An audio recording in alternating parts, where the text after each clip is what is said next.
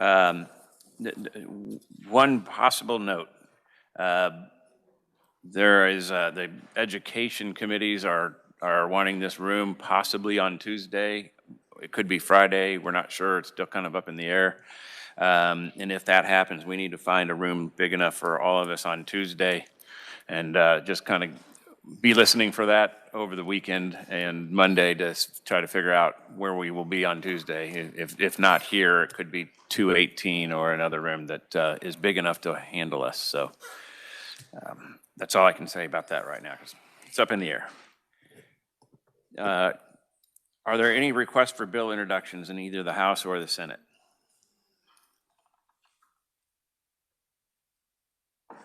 Okay, seeing none. We'll start with Kirsten Rottinghouse. Who's going to go through some of the audits on some of the incentive plans and anything to do with commerce over the last year. Thank you for being here today, and if you just let us know which one we're starting with. I think most people have them in front of us. The House is a paperless committee, and so all these documents are also on the S drive for the House, but I do believe we printed them off for you today because the Senate gets to print theirs off, so we're printing ours off. Go ahead. All right, thank you, Mr. Chair, and members of the committee. As mentioned, my name is Kristen Rottinghouse. I'm the Deputy Director at Legislative Post Audit. So I know I see several familiar faces, but for those of you who aren't familiar, we are your nonpartisan legislative staff, just like research and revisor staff. And our role is to provide you all with accurate, unbiased information through performance audit reports, which are generally requested, those topics are requested by you all. So as mentioned, there are two kind of handouts that I provided for today. One of them is just a really short front and back of a page. That gives a little bit more information about our office and also how you can request an audit if that is something that you would like to do. So it includes my contact information, which is in the bottom half of the front side of that handout. So it's super easy. If you do want to request an audit, you can either call me or email me. We'll have a short conversation about what your concerns are. I will put together a draft proposal, send it to you for feedback, and then it goes on to the Legislative Post Audit Committee to consider selecting. So if any of you are interested now or after my presentation today, by all means, please do reach out. I also thought that just a really quick plug, I would mention that you may also have received an email very recently from our office. So for anyone who is familiar with us, we're asking for feedback on our work and our products. So please do fill that out if you did get it. Okay, so with that out of the way, I was asked to be here today because our office has completed 25 evaluations of incentive evaluations since 2015 alone. So many of those are ad hoc requests through the process that I just described, but some of them are also completed under a state law that the legislature passed in 2019 and amended in 2024 that required our office to evaluate incentives on a recurring 3-year cycle. So I'm here to discuss some of the repeat findings and themes from those evaluations. For any of you who are on the Special Interim Committee for Commerce, it's a very similar presentation. I'm so sorry if I bore you today. For anyone else, I hope that there's good information in here for you. So to that end, I did the second handout that you all have is a memo. It's close to 10 pages, something like that, that just gives a really high overview of the questions that we were trying to answer in each audit, the results of those audits, and any recommendations that we made. And the focus of the items that I'll talk about today are audits that we did in the last 5 years. So I'll kind of break this presentation into two different parts. The first part of my plan anyway, the first part of my presentation is to hit the highlights of those evaluations to help you all see the themes in our work. And then in the second half of my presentation, I'll talk about some suggestions that we have for the legislature and for agencies that would help produce better evaluations and increase transparency surrounding these programs. So just a little disclaimer is that because of the breadth of those reviews and how old some of them are, I may not be able to answer super detailed questions about one individual audit on the spot today. Of course, I will do my best to do that, but please do reach out to me if you would like to go over any of these evaluations in more detail. We are always more than happy to meet with any of you to go through those more in depth. So before I start going through that memo, the couple of themes that I hope come out from what I'm speaking about is that nearly all of these audits they focus on evaluating one of three things. So they're either evaluating the return on investment that the incentives create, how they're used, so how often they're used, how much the cost is of those incentives, and then if the evaluations are achieving their purpose, basically their goal that's in statutes. And what you'll see is that we often find problems with data and unclear or vague statutory purposes. So I would note, we as your staff, LPA, often create data or do other creative things to come up with estimates instead of not answering questions whenever that's possible and feasible for us to do. But that is how you might reconcile that we would still give an answer and have a recommendation about unreliable or subpar data. So the problem is that when incentives don't have a clear purpose or reliable data, it makes it difficult to evaluate performance and decreases transparency. And I'll talk more about this in the latter half of my presentation today. Okay, so with that out of the way, going to the memo and the actual individual evaluations that we did. I would also note, for those of you who have the electronic presentation pulled up, each one of the titles is a hyperlink, and if you click that, it will take you to our website and a full copy of the report. That also includes a podcast that we put out for each and every audit, if it's easier just to listen to the verbal take. So, starting with the first evaluation, which we completed in 2021 of the STAR Bonds program. In that audit, we were looking at two things for sake of time today and how many things we're going to discuss. I'll focus on the first one, which is about whether or not STAR Bond attractions satisfy the Department of Commerce's tourism-related goals. So in statute for STAR Bonds, there is only a very general, very broad purpose, which is that the program is intended to promote the general and economic welfare of the state, which is pretty broad. So to try and break that down into something more measurable, we looked to what the Department of Commerce was doing at the time to evaluate whether or not they thought things were meeting their expectations. So the Department of Commerce was expecting each attraction to draw 20% of visitors to STAR Bond attractions from outside of Kansas and 30% of visitors from at least 100 miles away.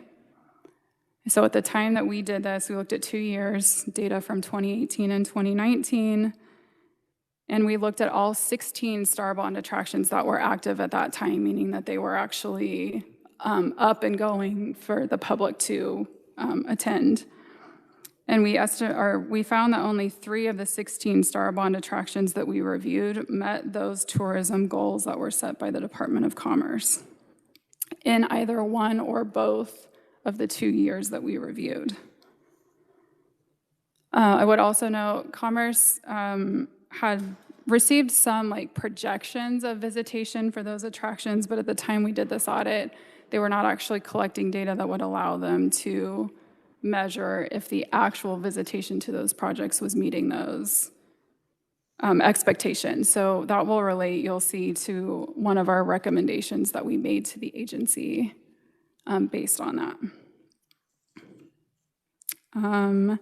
I'm going to skip the second question again for the sake of time, but happy to answer questions about that. As mentioned, we did have 2 recommendations, one for the Department of Commerce about maintaining better data on visitation, and the second recommendation to the legislature to consider amending state law to make it clear in less broad terms what the purpose of the program is. Would you like me to keep going or stop for questions? Let's go ahead and while it's fresh on everyone's mind, let's go ahead and Okay. open the floor for questions. And I'd remind both committees that the Star Bond bill is up for renewal this year. You guys, the Senate worked on it last year and made some significant changes to it that would include these definitions of tourism. And so you did a good job of cleaning up some of this stuff, and we'll be talking more about that through the House side, and then we'll meet in conference and make it perfect.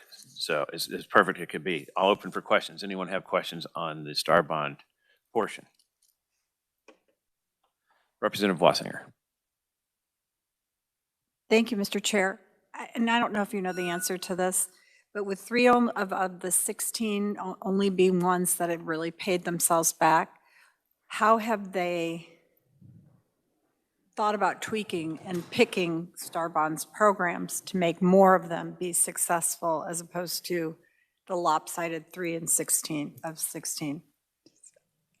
You're correct. I don't know the answer to that question. I think Rachel from the Department of Commerce is here, and she might, I don't know if you want to entertain that. She might be able to answer that question better than I.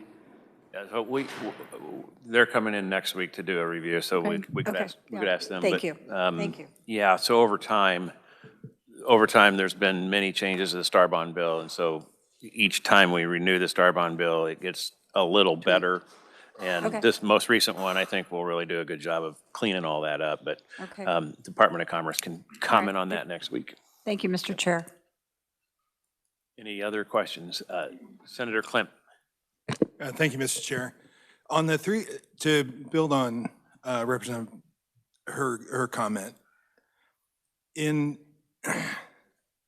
the 3 of the 16, did you have enough data on all of them to make the assessment, or based on the data that you had, it determined it was 3 of the 16? Just, can you clarify kind of what went into that a little bit? Sure. Thank you.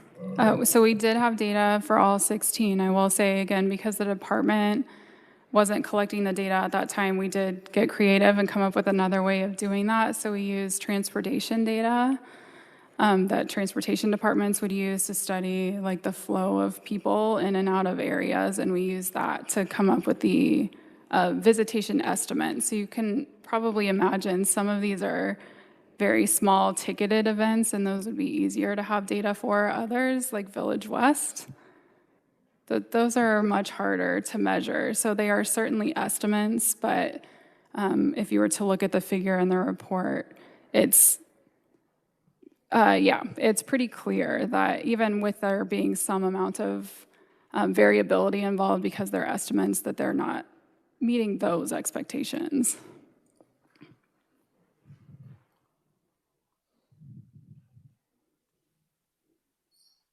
Seeing no more, is there?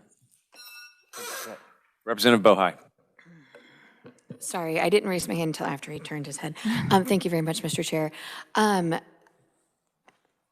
It's my understanding that sometimes the cities back the Star Bonds and sometimes they're private, and there's different aspects. Was that taken into account when you guys were doing this, or were we just looking at the numbers?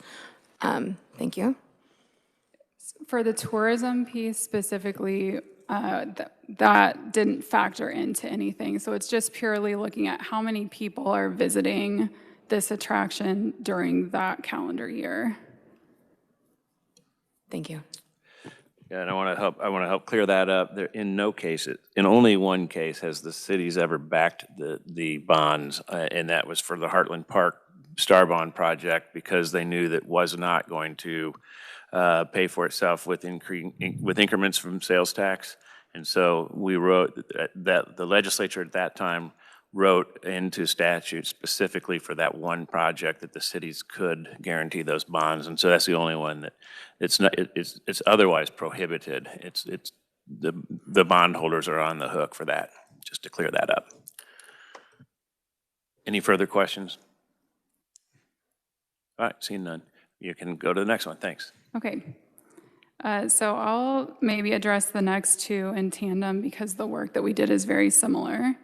So one of those was an audit that we completed in 2022 of the Industrial Revenue Bond Property Tax Exemption Program, which is also called IRBX.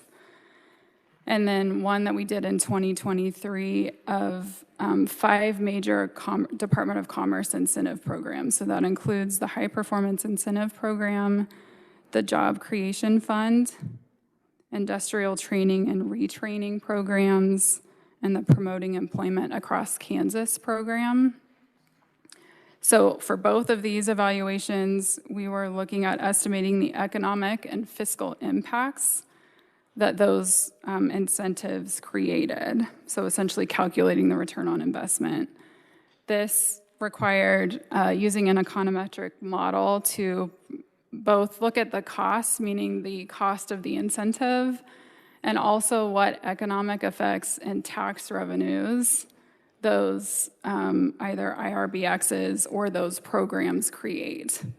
So when I say economic effects, I mean things like if you have this incentive and it creates a job, that's a direct effect. And then if that person gets higher wages and they spend their money in the area and they buy a house and there's all those spillover effects, so the indirect and induced effects, that's all captured in the economic effects component of what we're talking about here.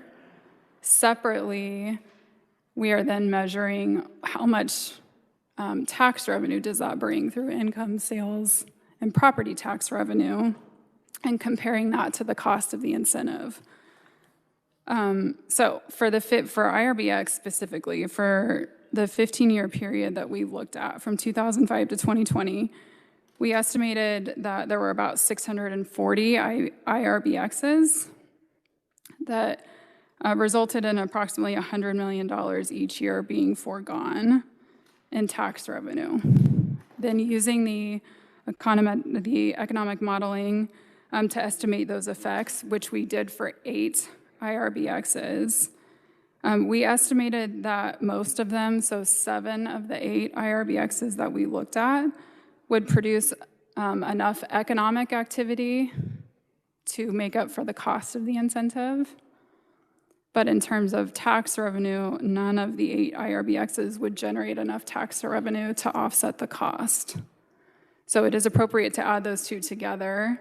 When you do that in overall terms, each one of them would exceed its costs. So linking this to the one that we did of the major commerce programs in 2023, it's a similar result. It's a different focus. So instead of IRBXs, it's those actual 5 programs, but also looking at economic effects, tax revenues that are created, and found something similar, which is that each program appears to generate enough economic effects to outweigh the costs. But in terms of tax revenue, they do not. Would you like me to stop there? Any questions on those audits? Anybody behind me? All right, seeing none. Okay, moving on to the next one in the memo is an audit we did in 2023 of the Rural Opportunity Zones program. That program has 2 components to it. So it has a student loan repayment assistance piece that can be used by people who are moving basically within Kansas or outside of Kansas to Kansas. And then it also includes a state income tax credit component, which can only be used by people moving from out of state to a rural Kansas county. So since the program started, again, this is as of the time we did this review, which was close to 2012 through 2022, there were about 2,400 people who participated in both parts of the program, so about evenly split, about 1,700 participating in the student loan program and 1,700 participating in the income tax credit for a cost of about $27 million total. So here we were looking at, again, trying to evaluate whether or not that program is accomplishing its purpose, which again is very broad in state law, but we interpreted to be intended to try to offset rural depopulation in Kansas. So what we did is estimate for using program data. We tried to estimate the number of people moving to the rural Kansas counties that qualify. So as of the time of our review, there were 95 counties that qualified for the ROS program. We looked at the number of people moving to those counties and where they were moving from. And based on our estimates, we found that the ROS program had limited effects on rural depopulation on a statewide basis. However, it may have slowed or reversed population losses or added to population gains in 19 counties. So some of that is because participants in the student loan part of the program, as I mentioned, can and often do move from one ROS county to another. So when that happens, that's not necessarily a bad thing. It's just when that happens, it's not bringing new residents to Kansas, but it may be keeping Kansans from leaving the state. But it's not doing that in large enough numbers to offset the number of people who are leaving the state. So for that, we did have recommendations, again, for the legislature to clarify the purpose of the program in state law.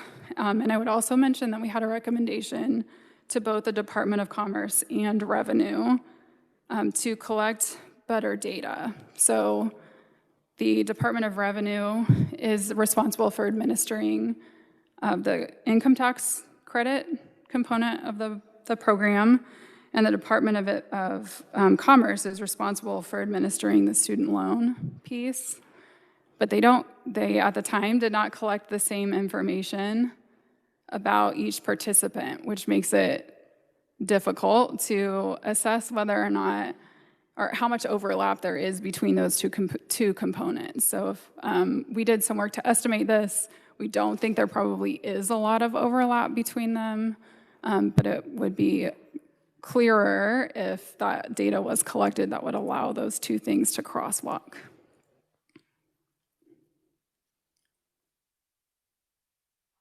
Okay, any questions on the ROS program? Okay, so one of the things that we discussed in the interim committee was this ROS program. It is sunsetting at the end of this year, and I believe we have a couple of things in the works that will replace it that might work a little better, because it's important that we do as much as we can to get people out to rural parts of the state. And this program is just falling short of that. So hopefully we'll find a good way to replace it. Any questions on that? Okay, seeing none, go ahead. Okay, then continuing on, in 2024, we evaluated as part of one audit two tax incentives, so the alternative fuel tax credit and the community service tax credit. Again, the former program, the alternative fuel tax credit, is administered by KDOR. The community service tax credit is, the tax credit is processed by KDOR, but the decision of who will be awarded credits is done by the Department of Commerce. So for both programs, we were looking at the questions we were asked to answer deal with the usage of those tax credits, and for the community service tax credit, how those decisions were made. So starting with the alternative fuel tax credit first, that program was created in 1996. And as of the time we did this audit, it had been claimed 612 total times for a total of just over $2 million since 1996. But we did find that this credit eliminated both electricity as an eligible fuel source and eliminated individuals as eligible recipients. So fewer than 5 total businesses had claimed it since 2014. So it is a credit that is not, there are users, but it's a small number of them. In terms of the community service tax credit, we looked at, that programs began around 1994, and since then, Commerce had awarded $130 million in total credits to support 811 projects. So the second part of what we reviewed in this was specific to calendar years 2023 and 2024, and reviewing the Department of Commerce's selection process. So as an example, the department typically receives more applications than they can award credits. So in the 2 years that we reviewed, the department received 113 applications and awarded those to 62 different projects. So we were looking through, we just selected 6, 3 that were awarded and 3 that were not awarded credits to look at the department's process for reviewing those or making those determinations of who to award them to. And what we found is that the Department of Commerce did have a process that they described.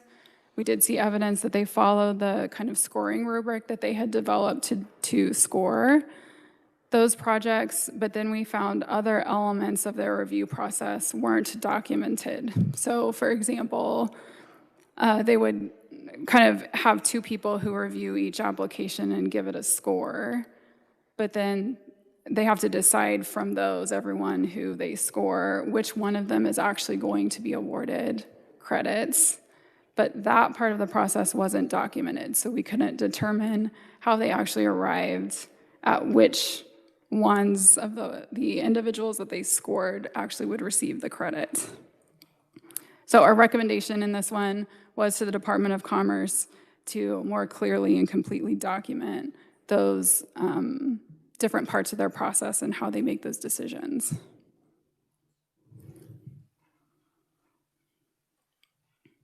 All right, committee, any questions on that? Seems to kind of be a common theme. Go. All right, no, go ahead. Okay. No, I'm not seeing any questions. Okay. In 2024, we reviewed Commerce's transparency database. This is what we call a limited scope audit, so one that is very small and that doesn't require a lot of our time.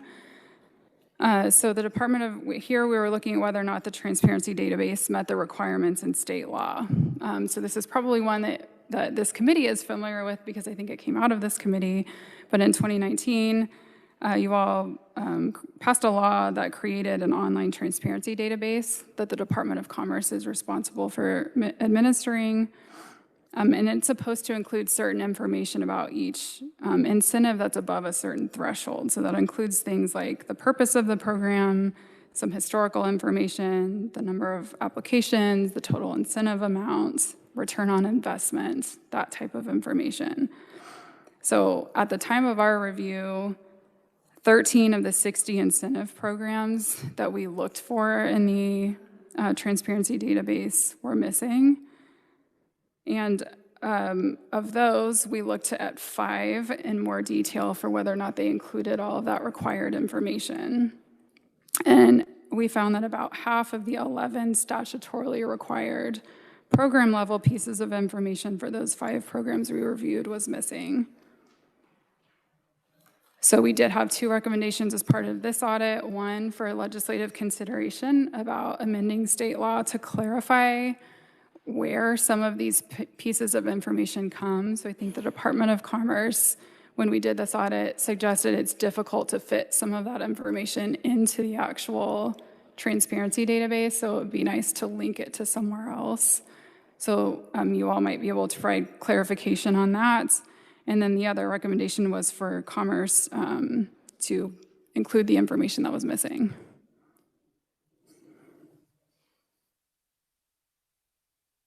Any questions, committee? Seeing none. Okay.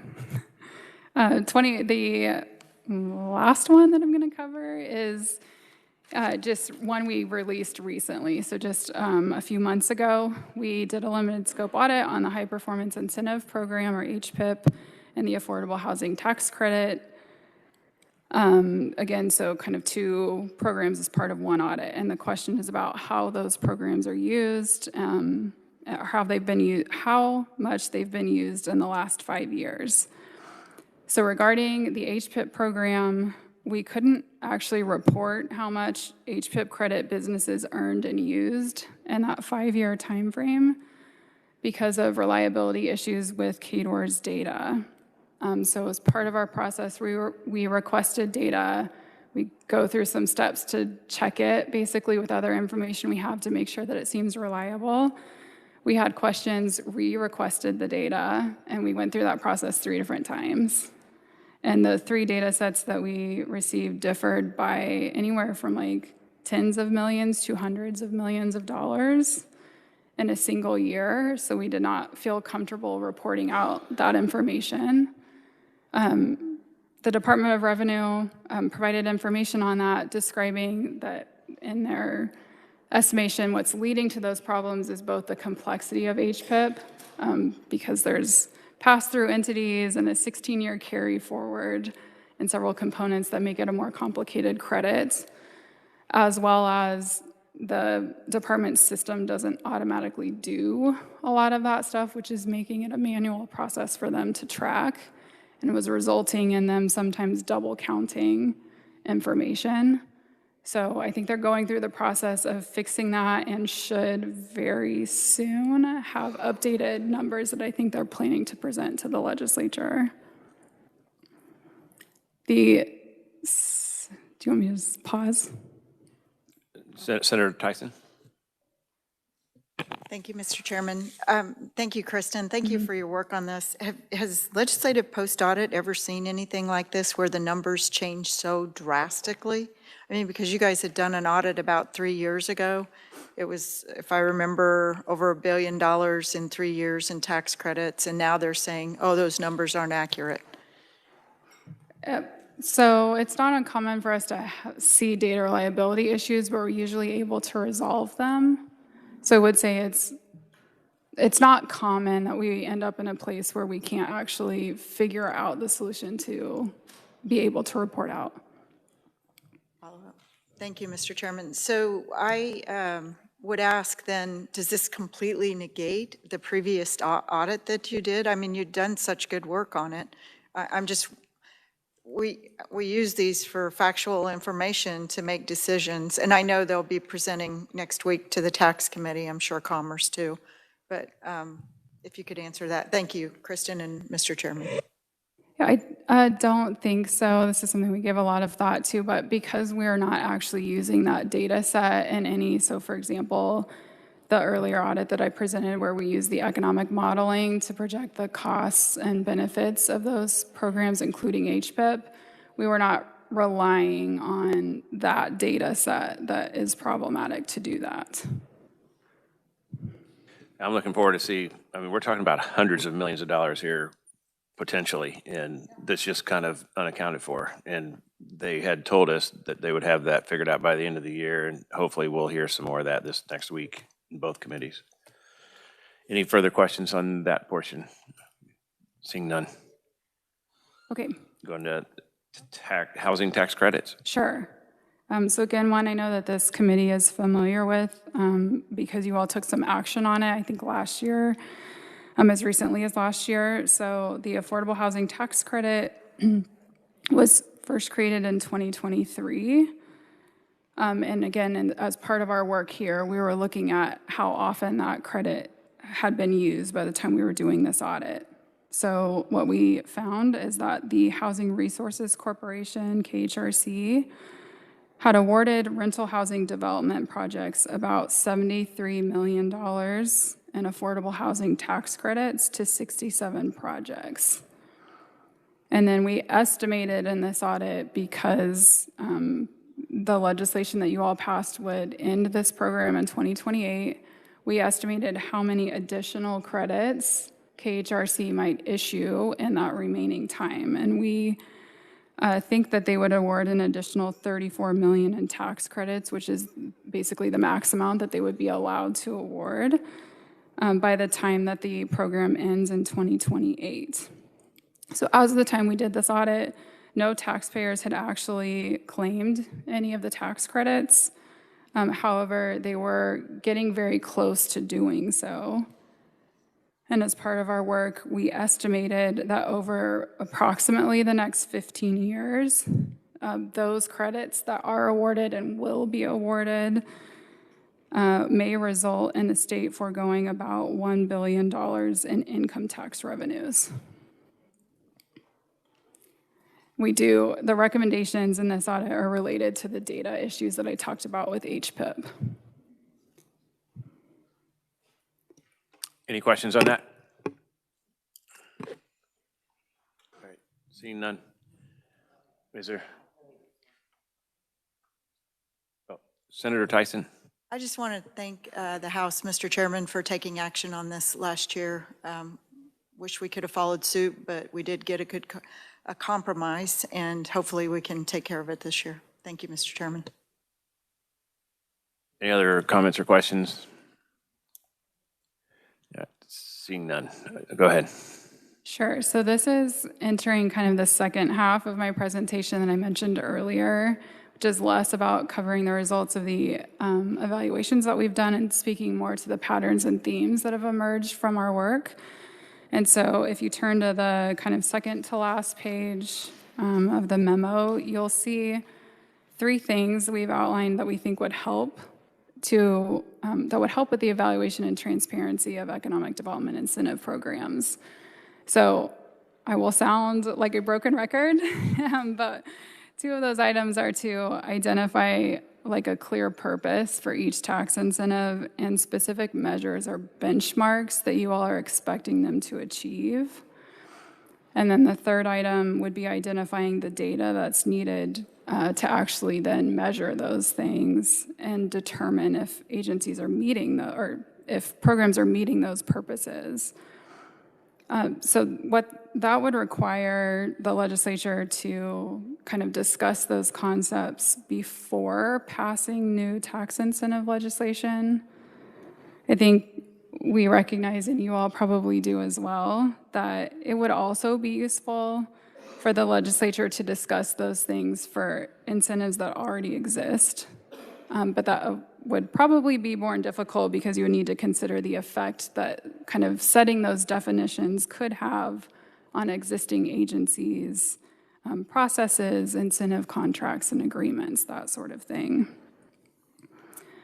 So a couple of considerations that go along with determining those 3 things. One of them is just recognizing that there are a lot of different ways to measure whether or not a program is achieving what you intended to.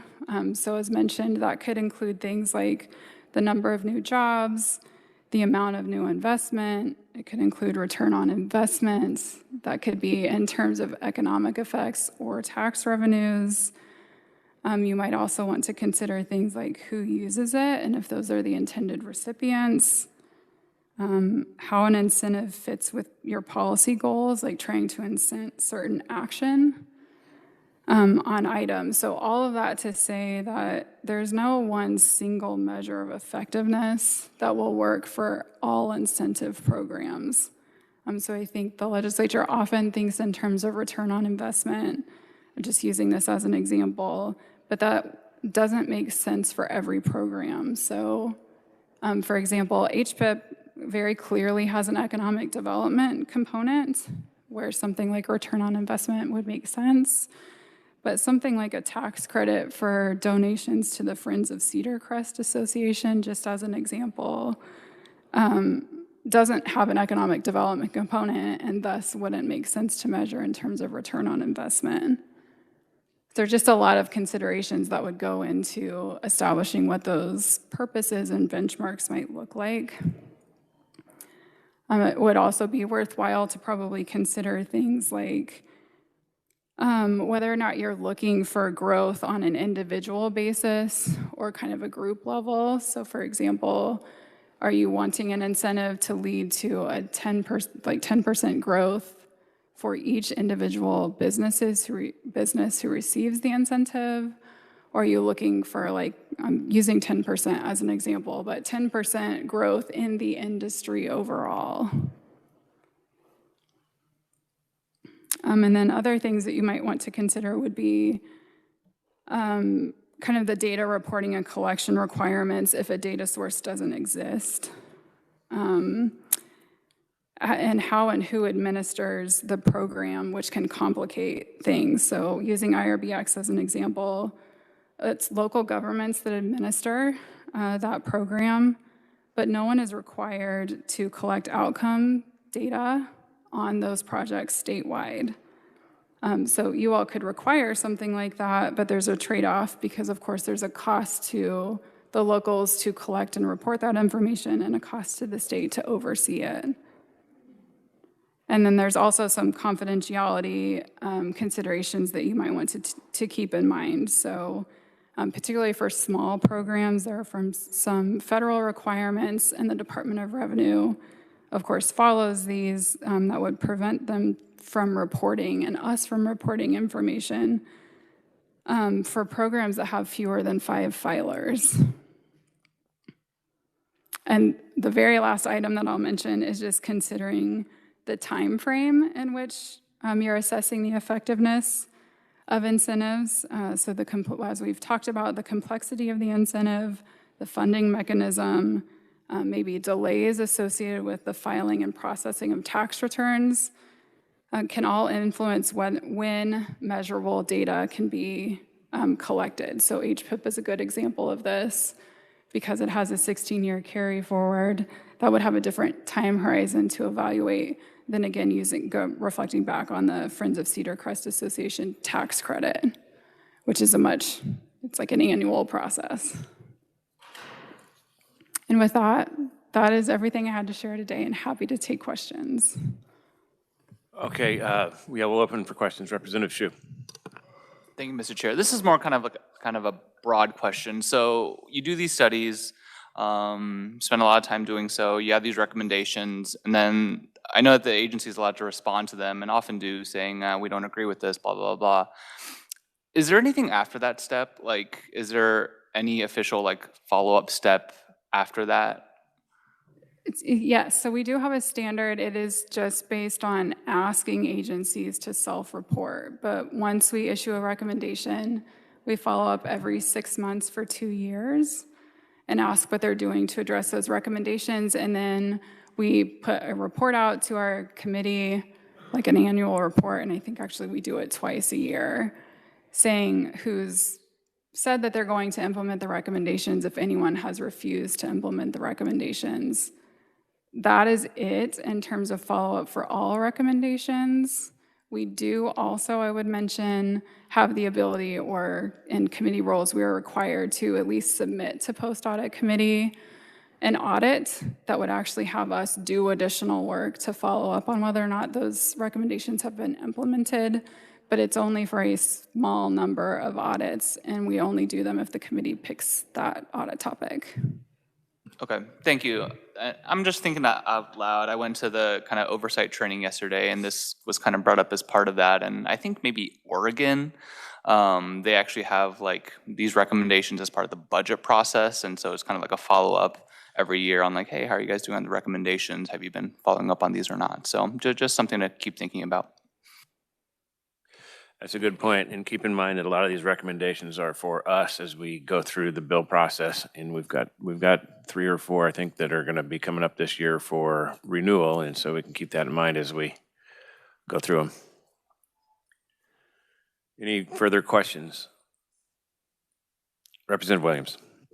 Sure. Representative Christy Williams. Yeah, thank you. This is just really a general question, as I know that we've done so many economic development audits, and as I look back at them and I think about them, we see many of them have a positive return on investment. They're doing something in the economy, but I don't think, and tell me if I'm wrong, do we have any examples of audits that actually show a positive fiscal impact, meaning that we're actually bringing in more revenue to the state through sales, income tax, property tax, post those entities being established than prior? That's my concern, is I don't think we have audits that show that, but if we do, I wanted to know if you knew where they were. I will double check this for all of time, but for the ones that I can think of off the top of my head, you're correct in that the tax revenue component, if you're focusing on that specifically, generally does not show. There's some return, it's just below 1. Any further questions or comments?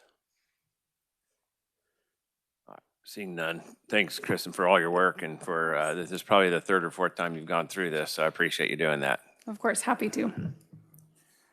All right, committee, we're going to move on to the next item on our Commerce Conversations.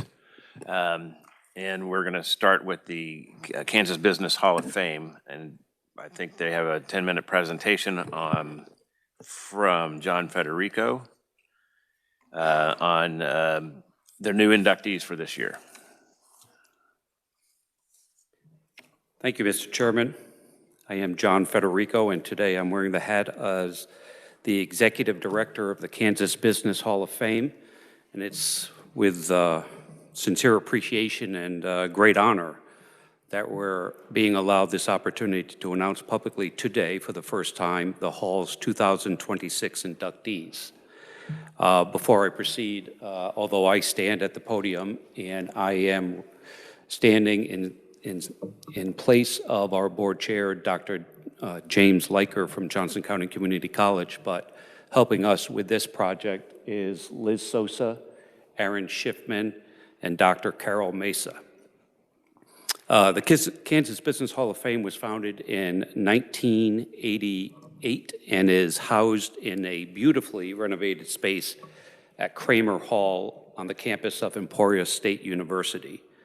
Although our office is tasked with administering the programs affiliated with the Hall of Fame, it's guided by a board of directors that reflects a diverse sector of higher education, government, law, and private industry.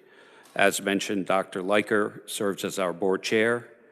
The vision and mission of the Kansas Business Hall of Fame is simple and rather unambiguous.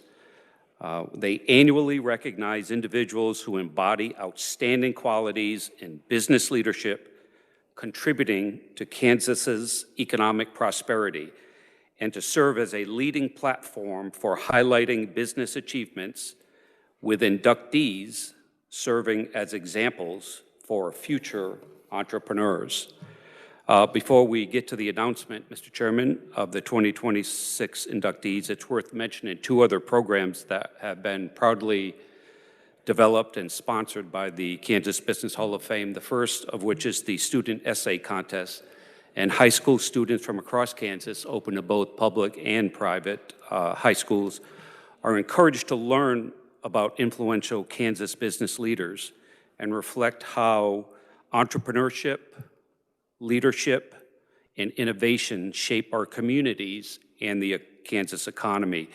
The essays reflect the students' own insights, research, and personal perspective. The entries are judged by a panel of business professionals. Cash prizes totaling $2,500 are awarded, and that is generously donated by the Kansas Chamber.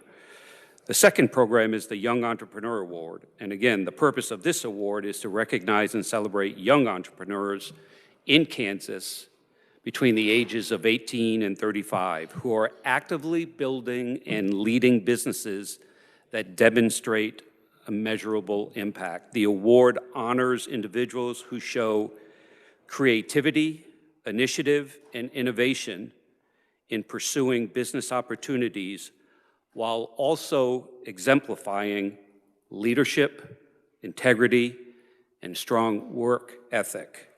And yes, Chairman Tarwater, I'm quite aware of your comment that these are qualities, none of which I possess. So thank you for your ringing endorsement on that. We are very proud to sponsor those two programs, but more importantly is our primary source of existence, which is to honor people making luminaries in the business community that are making contributions to Kansas. And past inductees represent a wide variety of businesses and come from all four corners of the state. Each year we announce an historical inductee and any number of contemporary inductees. Last year's winner for historical was Emerson Carey of the Carey Salt Company of the Hutchinson area. And I encourage you to go to the website to visit with some of the other folks. We are proud to announce that Robert Bob Brock will be receiving this year's award. He is a Pawnee Rock native, and he was a pioneering Kansas entrepreneur whose vision reshaped the hospitality and family entertainment industries. In 1956, Brock opened his first Holiday Inn franchise, launching what became the Brock Hotel Corporation. Under his leadership, the company grew to manage or own 75 hotels across the country in 21 states, and he employed more than 7,000 people. And it earned Brock the recognition from the Wall Street Journal as the guru of the hotel industry.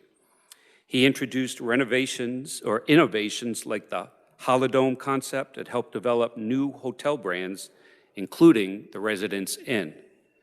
Brock also founded Showbiz Pizza Place, which later merged with Chuck E. Cheese to become a household name. He was a committed civic leader. He received multiple honors for his contributions to business education and public life, including being named Kansan of the Year in 1973.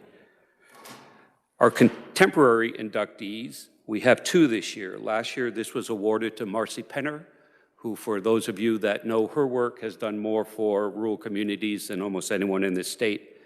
The first inductee is Miss Kathy Dodd. She's a nationally respected leader in the home healthcare industry who built a career around strong leadership, ethical decision-making, and innovation. In 1989, she founded the Corridor Group, growing that into a multi-million-dollar company that helped shape best practices in home health consulting, executive search, and education. Her work extended internationally, helping improve home health care delivery abroad, and she has served on numerous national boards. A committed philanthropist and mentor, Dodd continues to support emerging leaders and advance quality care through her ongoing service and leadership. Our next contemporary inductee is Mr. Lee Bork, who might be familiar to some of you. He's a respected Kansas agricultural entrepreneur whose leadership helped modernize the cattle feeding and beef marketing industries. A lifelong Kansan, he earned his degree in agricultural economics from Kansas State University and later served in key leadership roles supporting agricultural education and rural enterprise. He was chairman of the Innovative Livestock Services Incorporated and Beef Marketing Group Cooperative. He pioneered new ways to improve efficiency and product consistency from feed yard to consumer. Mr. Bork also played a key role in strengthening rural economies as a founding shareholder and chairman of American State Bank in Great Bend, Kansas, and has served in national leadership positions in the cattle industry. He's recognized as a Kansas State University Alumni Fellow, Cattle Feeders Hall of Fame, and 50 Kansans You Should Know. Brock's career reflects a lasting commitment to Kansas agriculture, business innovation, and community leadership. All three of these people will be honored, and in their stead, a member of the family for our historical presentation. We'll honor them on June 10th, of which we are happy to include anyone who has any interest or connection with either of these inductees. And Chairman Tarwater, again, we appreciate the opportunity to announce this publicly in your committees. Thanks, John, and thanks for doing that. And on June 10th, where is that? They'll be at the Topeka Country Club. Okay. Boy, you sure can clear a room. I mean, half the people left during that presentation. Pretty standard, huh? Was it that half Rhode Island, half Kansas dialect I now own? No, the Senate had to be on the floor at 2:30, so we failed to announce that beforehand, so sorry about that. No problem. So, thank you, sir. yeah, thank you very much.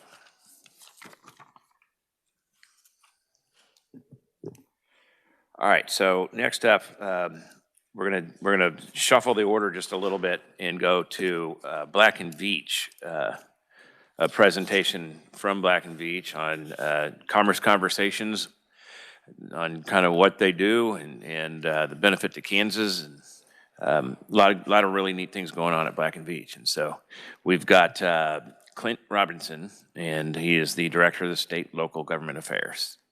Welcome to Commerce Committee. Great, thank you. I think the first thing I've learned is to not follow John Federico because he has cleared the room. but I understand the Senate's obligation. I do want to take this opportunity to thank Federico for this unique opportunity to present to you a bit of a historical perspective on a company like Black & Veatch, who's been around for 110 years, whose motto typically has been, get work, do work, get paid. We don't spend a lot of time in Topeka. We just go along and get our business done.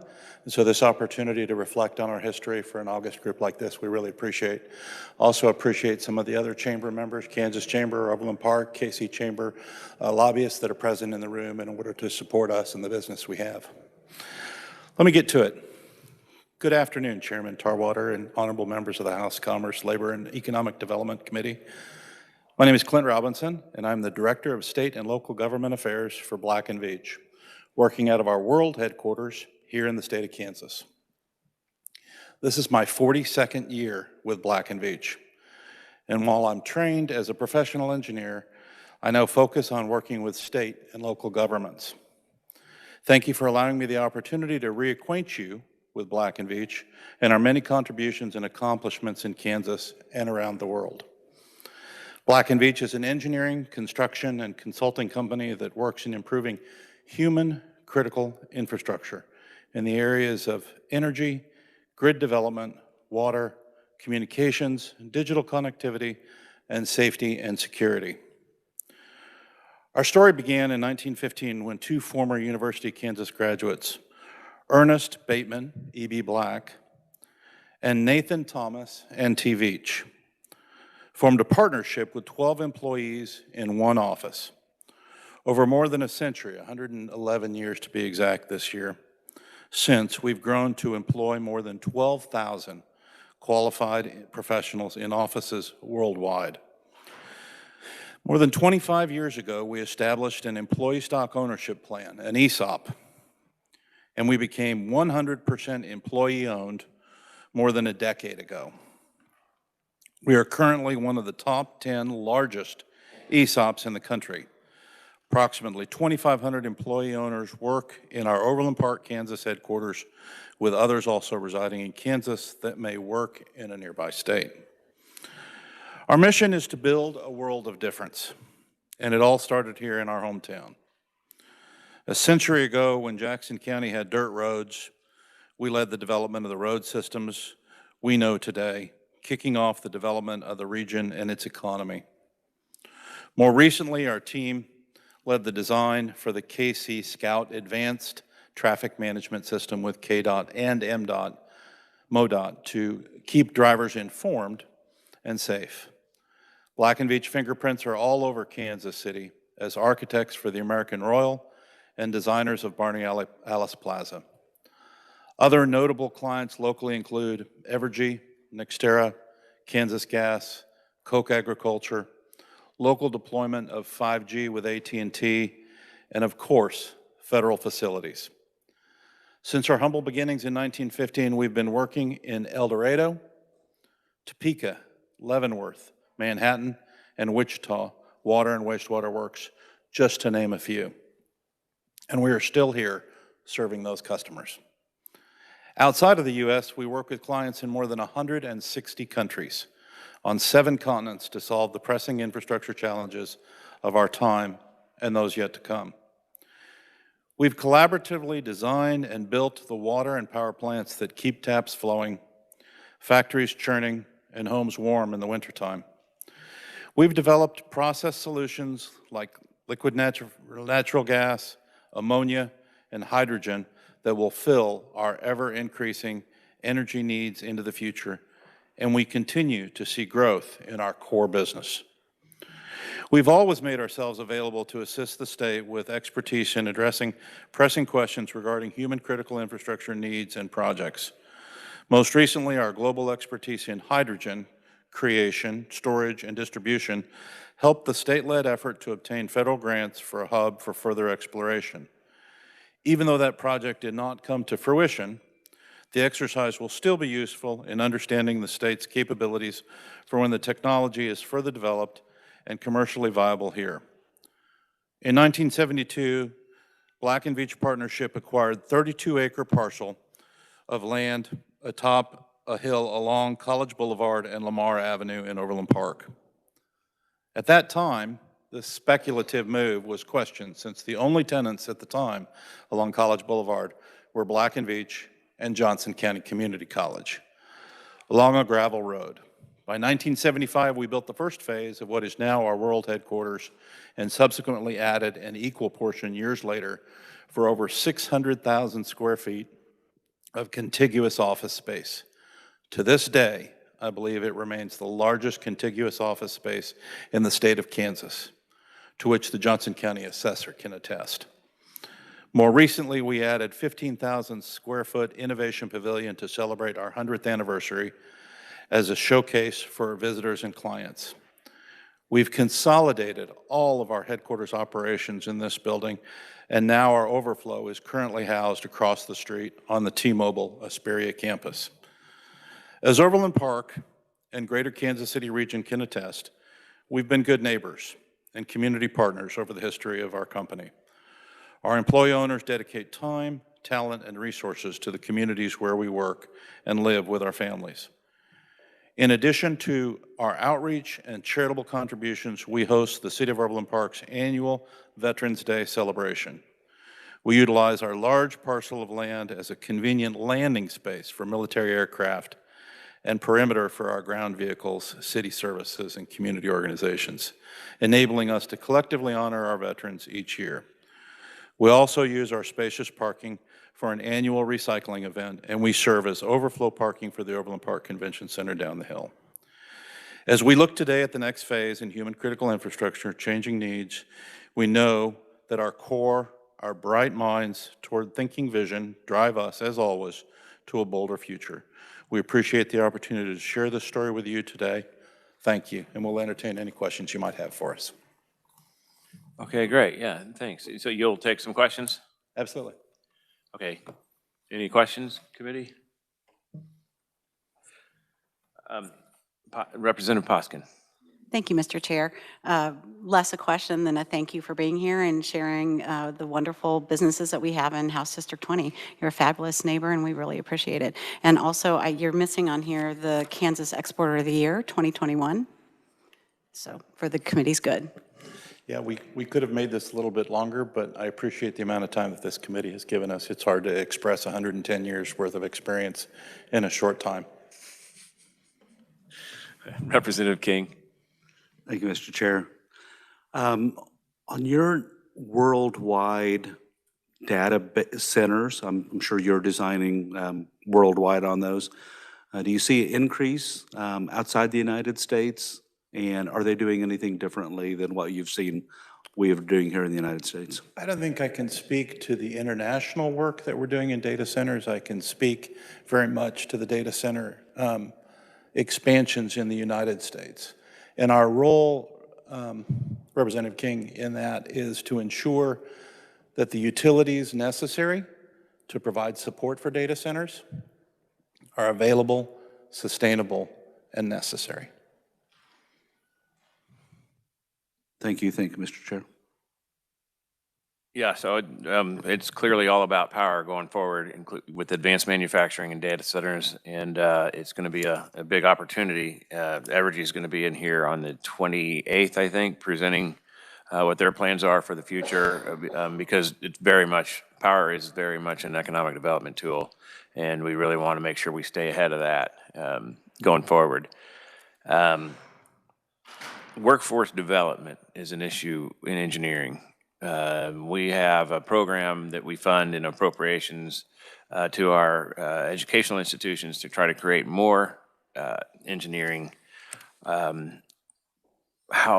are we doing, and what can we do differently to help you grow your workforce?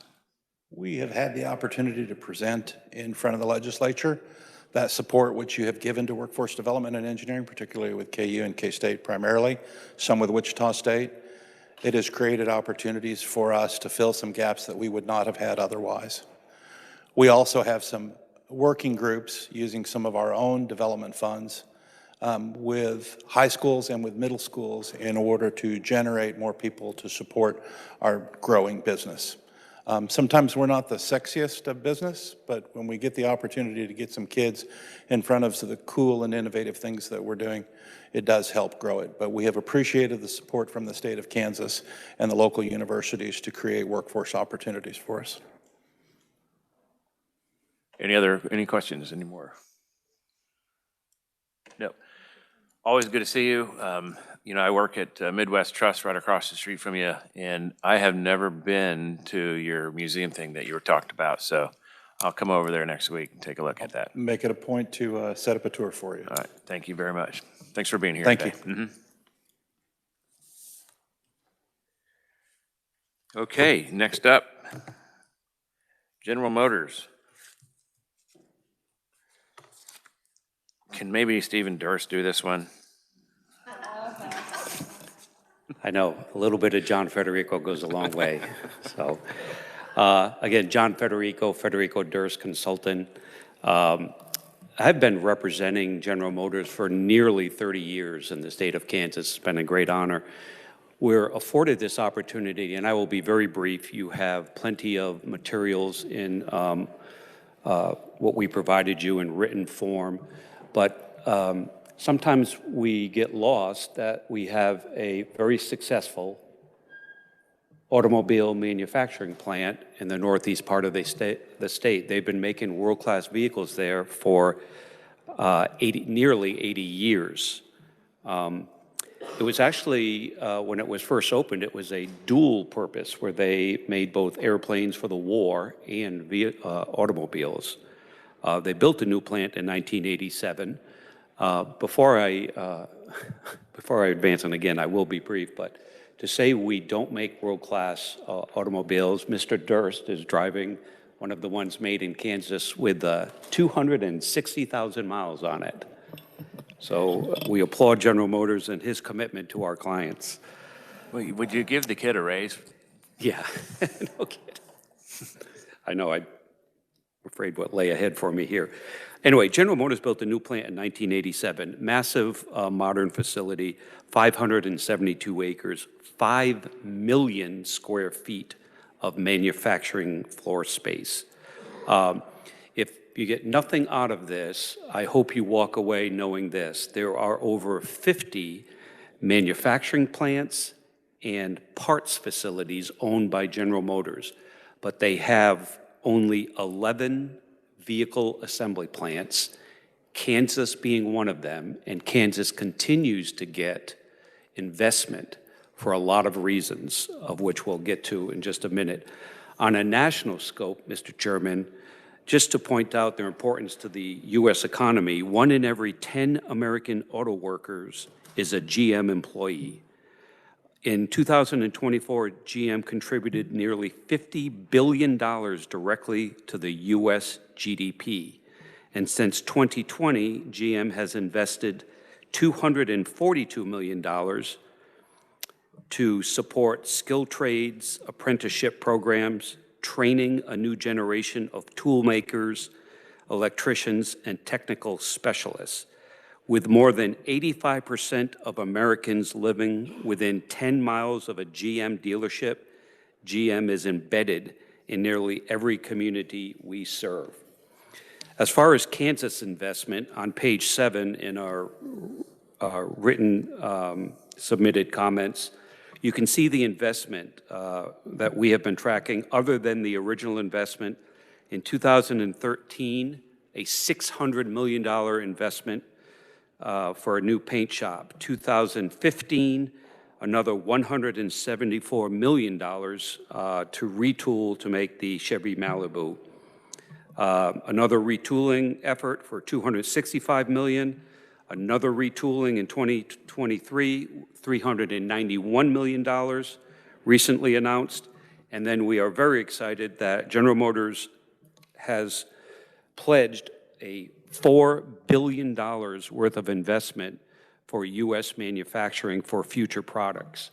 And we, and I hope you as Kansas policymakers, are trying to put us in the best position to earn future investment. Currently, we are making the Chevy Bolt electric vehicle, GM's best-selling electric vehicle, and retooling for the start of making the Chevrolet Equinox, which is a gas-powered vehicle. I am happy to answer any questions, Chairman Tarwater, and I graciously appreciate the time. So committee, this is why we decided to start doing the commerce conversations, because companies like GM invest billions of dollars in the state, and we don't really realize that all the time.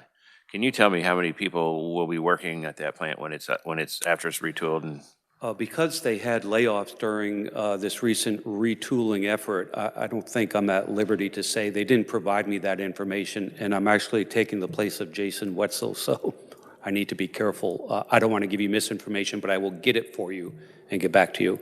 I know traditionally it's been over 2,000 employees. We can probably, yeah, okay. yeah. Any questions, Representative Melton? Thank you, Mr. Chair. Thank you, John, for being here. I do have some questions, of course. I know after the paint shop was built in 2013, they were running 3 shifts with over 5,000 employees, and I think we were building 3 cars. Can you tell me what the employee count is now, how many shifts and how many cars they currently have? Again, that information wasn't provided. We were hoping just to talk about the investment in the Kansas economy and the plant. We'd be happy to get that for you. Absolutely. It's nothing we're hiding from. I just don't have that information. All right, any other questions? Representative Bohai. It'll be a quick statement, really, more than a question. This summer, I had the opportunity to actually go up to Detroit to see the GM factory that's all electric, and I'm very proud of what GM's doing and would love to continue to hear more of what they're doing in Fairfax. So thank you very much. Great, thank you. All right, I'm not seeing any further questions, so thank you, sir. You get off.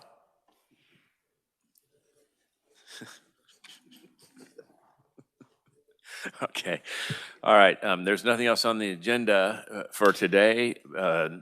Watch your email and look for maybe an announcement at the well if we change rooms for Tuesday. Stay tuned. We're adjourned.